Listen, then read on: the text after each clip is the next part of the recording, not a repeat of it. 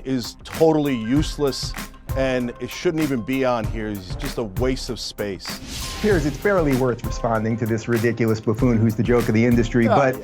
That's what us disruptors are doing. He really does want to drain the swamp. And when you begin to drain it, well, all of those creatures start showing their teeth and hissing and wailing and snapping at you. And I think it's time now to drain it once and for all. Popular wisdom is that politics has never been so bitterly divided, but scratch beneath the surface of our everyday outrage, wash away the red and blue tribal paint, and there's a more interesting picture. President Trump has demolished the traditional divide of right and left. A classic liberal believes in free speech, free markets, and the freedom of individuals under the rule of law.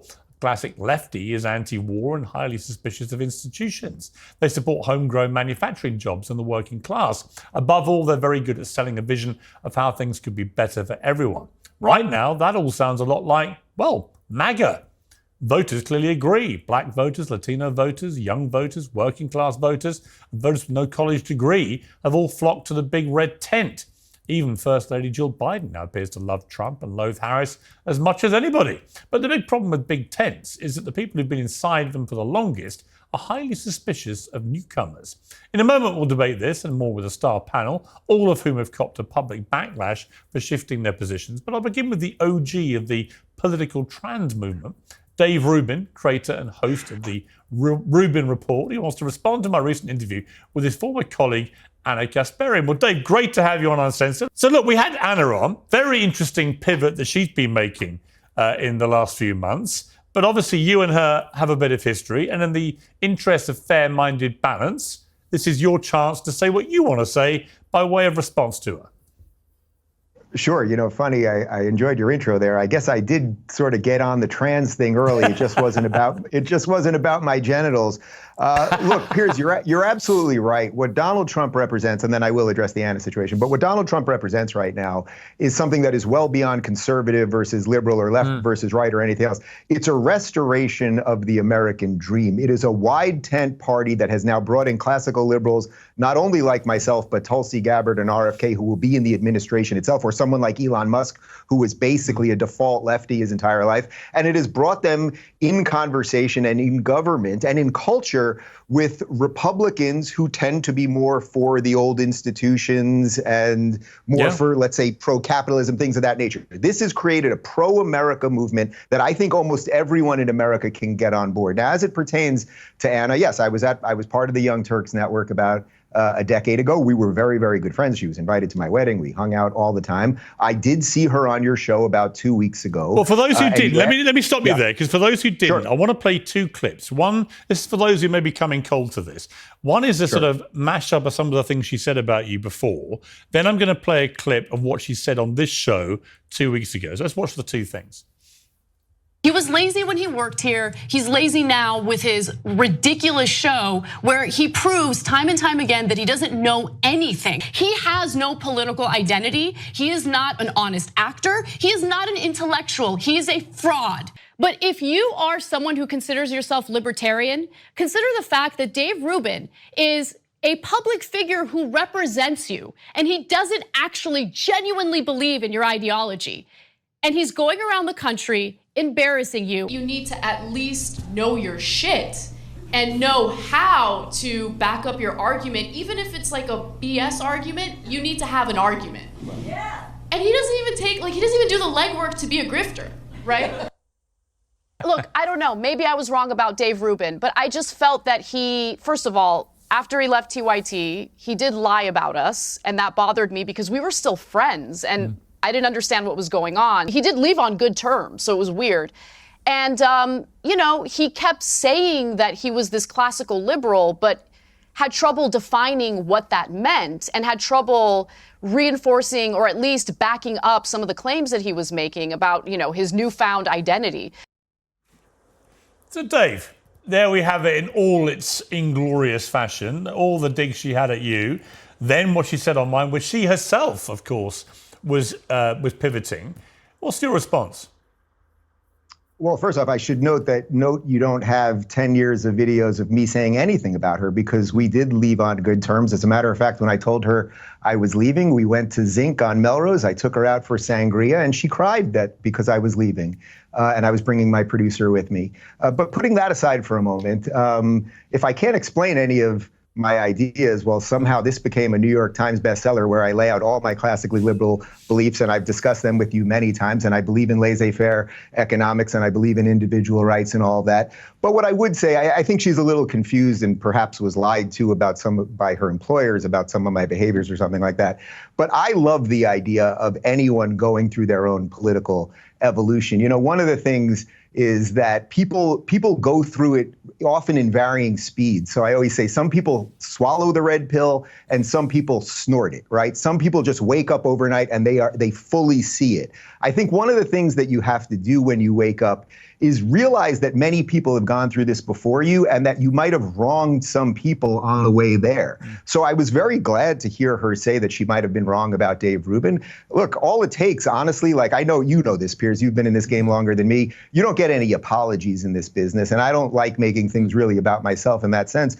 But genuinely, if there was a mea culpa there or just a simple apology, maybe I didn't see things right about you, Dave, or whatever, I would gladly welcome anyone. And I don't mean to make this about her. If you're waking up to the ideas of liberty and limited government, especially post-COVID, and seeing what this ridiculous Democratic Party has become, and you want to agree to disagree and dive into the ideas and have that battle, I will do that with absolutely anybody. So look, an apology probably, I would say, would be warranted, but I don't sit there and wait for it. And I think there are much bigger forces at play here than just the interpersonal battle of two people.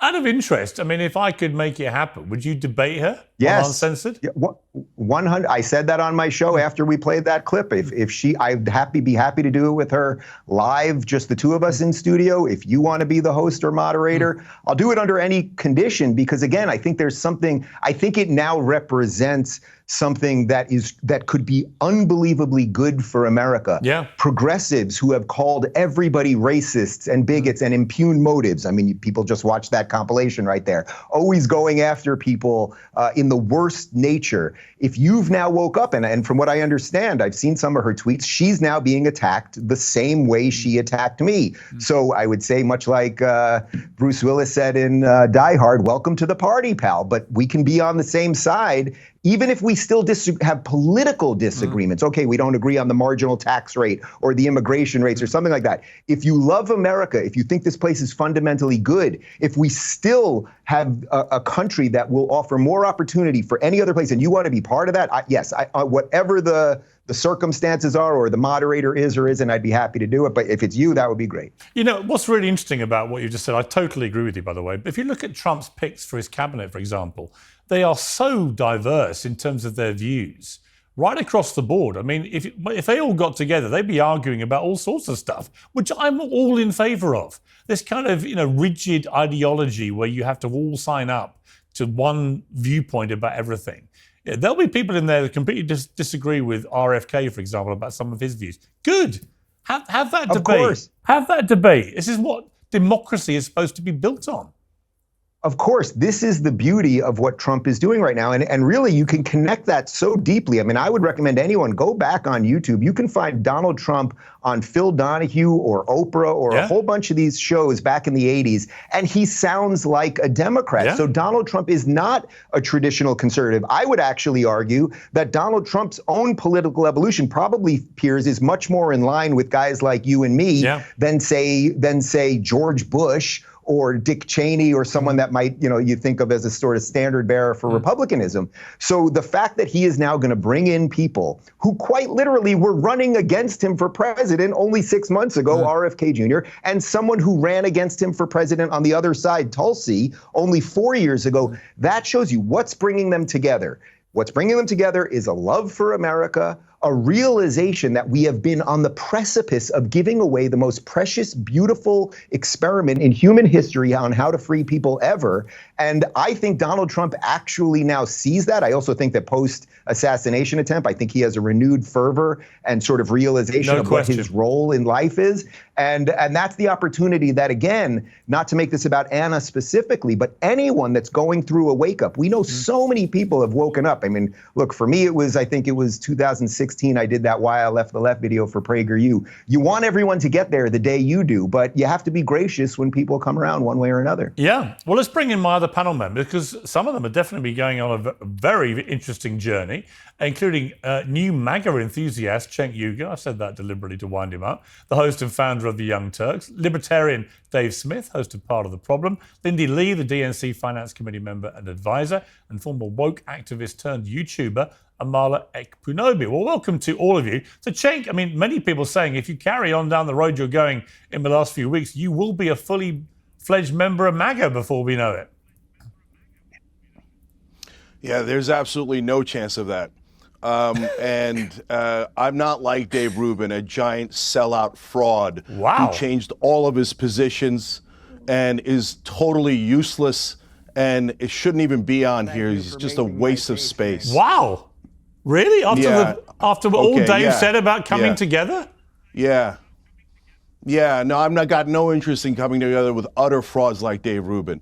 So, brother, you telling me that when you were on the Young Turks, you were Mr. Progressive and you agreed with us 100%. Now, all of a sudden, you agree with Trump 100%. You're not saying something nuanced like we are. Hey, you know, when the guy gets shot at and he puts his fist up, that's courageous. When he does the McDonald's photo op and it works fine, no problem, right? If he wants to cut the Pentagon, great. Those are progressive positions. Anti-corruption, progressive position. Anti-war, progressive position. But you change all of your ideology overnight and you expect us to believe that that's real? I don't think it's real at all. And I want an apology from you for all the crazy, outrageous lies that you told about the Young Turks. When is that going to happen, huh? Wow. And when are you going to admit that you changed all your positions for money? Okay. Well, what position do you still have that's in any way a so-called classic liberal? You fraud, Dave. Piers, it's barely worth responding to this ridiculous buffoon who's the joke of the industry. I will say this, Cenk, I haven't spoken to you in 10 years. Even right-wingers think that you're a total fraud. I don't think he's a fraud or a joke. I think Dave Rubin is, for what it's worth, I think Dave Rubin is one of the most influential and significant voices out there right now. And I admire his honesty about the journey he's been on. Piers, I appreciate that. But, you know, the thing is, what Cenk just proved is exactly what everyone in America, and I would say all over the world, is getting over. Nobody wants what he just offered up there. Not only does no one believe it, and he had it prepackaged and ready to go, and it's complete drivel. Yes, I sold out. It's so nonsensical. Again, Cenk, I'll gladly send you a signed copy of the book and you can read all of my thoughts. And if you're anti-corruption and you're anti-war, you should be on the Trump train. But your endless hatred, the division that you sow, calling everyone racist and white supremacist, all of that stuff, it's why you're not respected. But I don't mean to get into the personal side of that. I'm talking about now something that culturally has shifted, and everyone can see the grift that you're up to, trying to sort of dance with the thing. But it's just not necessary, and I don't think that many people will buy it. Well, Cenk, let me put to you, Cenk, something that Laura. Hang on, Cenk. Cenk, hang on. I'm gonna read you something just to see your reaction. But Laura Loomer called you out on X, as you know, and she said this: you are the radical left, Cenk Uygur. You're a con artist and an opportunistic grifter who's gotten rich off demonizing President Trump, calling his supporters fascists and Nazis, promoting open borders, glorifying Hamas, and pushing conspiracy theories about Trump for 9 years. If you want forgiveness, get on your filthy knees and pray to Allah, because you aren't welcome on the right and you aren't ever going to find a redemption arc no matter how hard you pander. And she goes on and on. I'm going to keep calling you out every time you try to move an inch closer to many on the right, because you're too dense and too dumb, because they're too dense and too dumb to decode your subversion, but I'm not.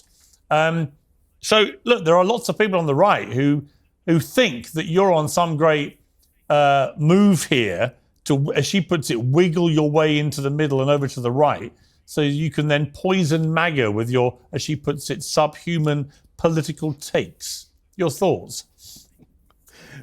Yeah. Okay, so look, this is, people like Laura Loomer and Dave Rubin are the exact problem. And I think actually somebody else on this panel knows part of the solution. That's Dave Smith. And I want to come back to that in a second. So when you have people like Dave Rubin switch all of their positions, what happens is when you go to do nuance and you say, hey guys, hold on, let me explain. Hold on. Yeah. Hey, go pleasure Trump again. Go pleasure Trump again. Do you know that he goes from Bernie to Trump and pretends? Come on, brother. Come on, brother. I tell people what I believe in. What do you believe in? You believed in something yesterday. You don't believe in anything today. Yeah, what position? What position do you think I hold that I don't honestly believe? Can I answer the question? Yeah. Can I answer the question? Can I answer Trump? Yeah, what position do I say that I believe that I don't really believe? Go ahead. Brother, you went on Fox News with Tucker Carlson. You went on Tucker Carlson on Fox News and said gay people, that the fact that the fire department was recruiting gay people was why there was forest fires. You're a national embarrassment, okay? Right. You pleasure those guys for a living. You can pull up the clip tomorrow if you want. Okay? I was talking about diversity, equity, and inclusion, that you shouldn't hire people based on their genitals or their sexual orientation. And we now all know that. You have been one of the prime pushers of all of this neo-racism. I believe in meritocracy, that whether you're going to be a doctor or a firefighter or a basketball player or anything else, you should be hired on your qualifications, not your genitals or sexual orientation or skin color. Yeah. That's actually Can I answer America. the So question? you can keep trying here.